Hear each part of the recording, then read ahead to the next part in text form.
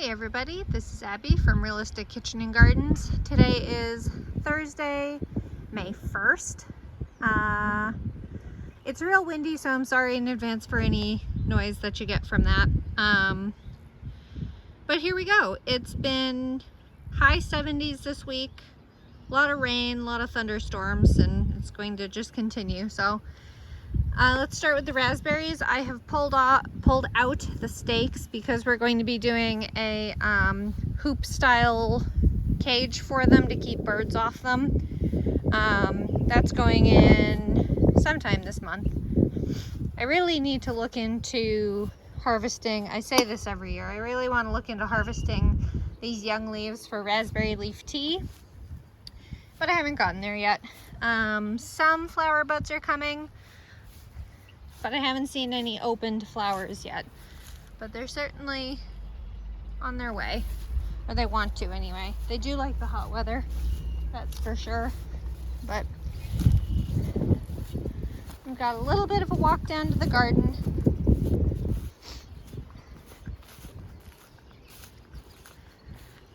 Grass is growing. All these stupid bundles of like that. Rosa multiflora is coming up. The previous owners used to keep this entire area mowed. I don't know how. I don't think they had a ride-on mower, but they must have done it or hired someone or something, but we're not. We'd rather the prairie vibe. We just need to get on actually taking care of it. This apple tree is, if not dead, then dying. Like you can see the green of that stem right there. It's still alive. I just don't know what happened to the greenery and stuff. Where this tree, planted at the same time, same age and all that jazz, is much better. All the flowers, make a liar out of me. Almost all the flowers are done. I don't think anything's been pollinated, but if I do see any baby apples, I'll pull them off. The wind. So they have a chance to really, or it, because the other one's mostly dead. But no apples this year. I'll pull them off if I see them, because they need time to root in and mature and all that. And then the blueberries, which you will not be able to see from far away, have leafed out. So this is, I think this one and its companion across the way, right there, is Jersey, which are the late variety. Then this is Northland, which is the mid variety, which is also leafed out nicely. And then the last is Patriot. It's pretty foliage. Excuse the wind again. See, my husband put this in very straight, which is the early variety. So if any of them do produce flowers this season, I'll be taking them off. Same idea as with the apples. Sorry, I could not get that word out of my mouth. All right, couple changes in here and work in progress. I did mow, not that it looks like much, but I did mow that row. Endless battles with grass. I will one day soon, hopefully, get a good portion of this grass under control. But here's row A. I pulled out a lot of the grass yesterday, hence the wheelbarrow full. In prep for, this will be tomatoes. There's going to be 3 cattle panels horizontally across that will be a structure, if not a true trellis, for the tomatoes. And then I guess this side is fine, but here is my conserver shallot that I seeded it, or I started indoors in January, if not February, and then transplanted out in March. They're getting big. They'll be harvested in July. And then my bolero Nante's carrots.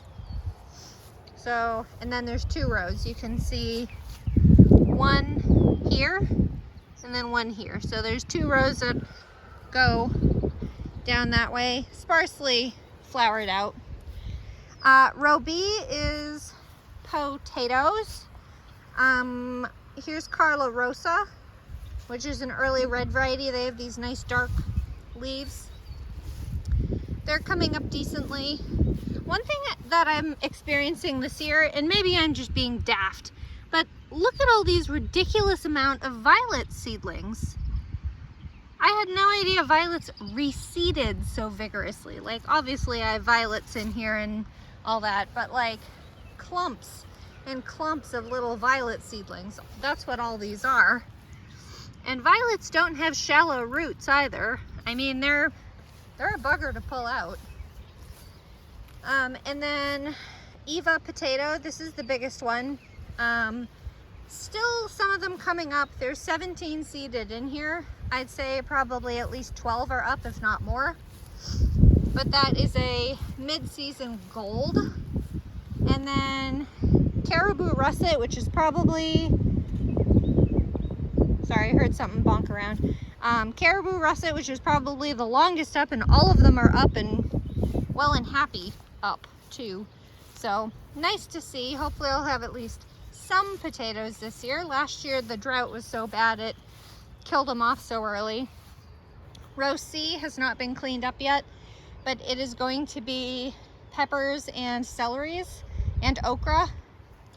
And then row D, I think I forgot to mention this last week, but row D is the first half of the, I'm calling it the cucurbit arch, but this side of the trellis will be melons, both watermelon and cantaloupe.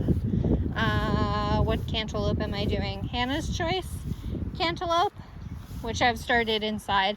And then I just finished putting up, not just, but I put it up a couple days ago, this horizontal arch for all the cucumbers. So there's going to be, I think, 5 plants of 2 varieties of pickling cucumbers, and then my slicer variety that has been my favorite, which is, oh, the name just went right out of my head, Summer Dance from Territorial Seeds. Absolutely excellent. And then on this side here, where's my finger? Here, could not find myself. This at the moment is empty, but it's separated into 4-foot chunks. God, it's hard to see on the screen. 2, I need to seed this one, but this one has been seeded and it looks like it's not doing super great. But this, maybe 2, maybe. That might be a dandelion, but that is certainly, I think Landis is this lower one. And then I put Adriana here at this little stick. And then these might be my purposely seeded scallions, or they might be the invasive onions. I don't really know. But that's how that's going. Keyword being poorly. I need to reseed this one, and then I'll do 2 more seedings, the last one being end of May. This patch will be some flowers and zucchini. I need to clear all the grass out of here. And then, not falling over, this part of the trellis will be all the winter squash, which has been seeded and just growing. So like butternut, actually all the way along here. Butternut, I don't remember what else I'm growing. Little purple pod snow pea, getting along, growing up, getting blown around in the wind because it's real windy today. I seeded them very close together, maybe an inch apart. You're not supposed to do that, but I didn't expect them to seed so well. And then surge shelling pea. These are doing decently, actually. If I really wanted these would be great shoots. I feel like the tendrils in the mouth would have a really weird mouth feel, but to each their own. And then lastly is the Champion of England. Supposed to be a shelling pea. They're supposed to get 7 feet or so tall. These are properly spaced, about 4 inches apart. But I don't know if they'll get there. Peas infamously, allegedly, like the cool weather, but it gets hot here so quickly. And then here is a second-year plant of Golden Jubilee Anise hyssop. The foliage is quite pretty. This gorgeous chartreuse, and the flowers are a bit paler than this purple, so it's a nice contrast. And then that's a big boy catnip that came back up from last year. Catnip is a nice companion plant, but it's in the mint family, so it kind of takes over too. I don't remember what I'm supposed to have on this end, but that end is, oh, this is supposed to be autumn parsnips, and that is supposed to be fall carrots. But this is this is a volunteer potato that came up coming through the fabric, so I finally rolled it up last night. This is probably a gold variety. I know I did find some potato tubers up when I was digging these things in, but I didn't expect them to come up. So volunteer potato, which they'll do all the time. These are all white onions. This first variety, wherever the hell the tag is, there it is. From that tag to the end is sterling white onion. And then from that tag, which is right there, all the way to the end is ringmaster white. Ugh, damn it, there's another potato. I say damn it because the root structure underneath this is going to compromise all the onions, and I can't dig it out because I wonder if I could just cut the foliage and it would cause the potatoes to act as if they're gonna get harvested, and then they'll just starve themselves underneath the fabric. Interesting. We're gonna have to see what happens there. Damn it, there's another one. Wouldn't do anything last year, but they'll do it all this year. Fine. Anyway, here's the failed, ooh, a mushroom. Gotta have your attention span. God only knows what kind of mushroom that is. It makes me think honey something with the color of it, but I don't eat mushrooms without really know. Ooh, there's a whole bunch of them. I'll have to look up what they are. Gray gills. I'll have to look them up. This is the failed patch of overwintered onions and shallots. And there's, I think, this one overwintered onion, which is doing pretty good actually. I think it's starting to bulb a bit, a smidge. And then shallots. All these shallots. They're doing reasonably well. I ran this one over with the wheel of the lawnmower, so that one may or may not make it. And then I think there's 3 more around here. That one and that one. I don't remember where the other one is. This fabric is going to come up and we're going to plant or seed out. I still need to pull this thistle. I have shoes on today. What a miracle. And then wildflowers. Gonna seed wildflower mix. And then everything else, this whole entire row is all Patterson Storage yellow onions. They're about the size of a regular sized apple, not a mutant apple. And I grew them last year and they did pretty well. Assuming I don't try to cure them in the sun again. That was stupid. But the garlic is looking great. Look at all this. Some of these are absolute behemoths and I am pumped. Look at that. We still have another, it's just May, so we have another at least full month to go. At some point they'll start putting out their flower stalks, which are called not ramps. Come on, Abby, words. They're called scapes. There we go. God, this variety almost looks like leeks, doesn't it? I know it's garlic, but it's just how very nicely flat and compact and all that. It's cute.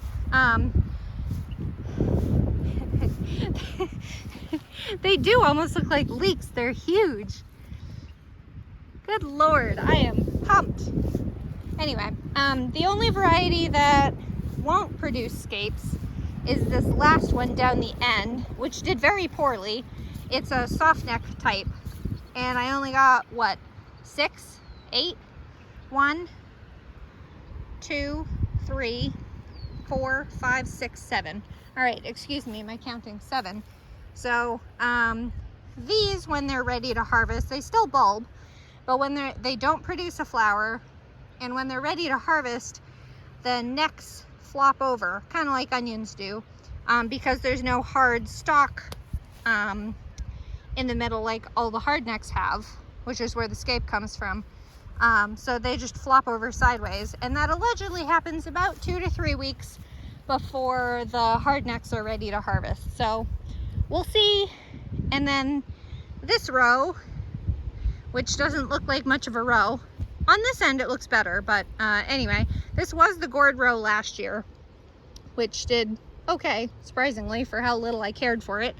But this will be the legumes. So that half will be green beans, pole beans, which I'll do a great big tall A-shape frame trellisy thing with bamboo stakes if I can get them that tall. And then this side will be peanuts, but the peanuts are not germinating well, so we'll see how many peanuts I actually get. And then last bit, this is, what are you? Your early snow cauliflower. I have basically given up trying to care for these varieties, although you are trying to head. Look at you, little collie that could. These are all supposed to be, I think, 45-day variety of heading cauliflower. And this one, which is Fujiyama, headed while it was still inside. And these heads are obviously sunburned and starting to, I forget what they call that. It's a specific term for cauliflower that's basically bolting. It's trying to flower. We eat the flower buds, so it's trying to flower too fast. And then these are starting to head. This is this Katerina, or is this, no, this is a Tiara. She's a tried and true, but I haven't been covering these, so who knows what'll happen with these.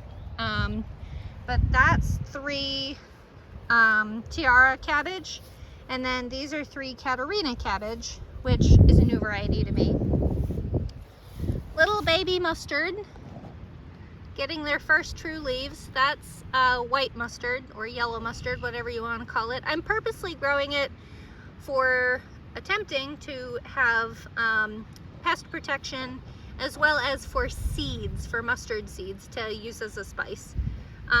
Because as you can see, this is minuet Chinese cabbage, which is supposed to be a smaller variety, but it's chewed up already because for some reason Chinese cabbage is the best thing on the planet according to slugs.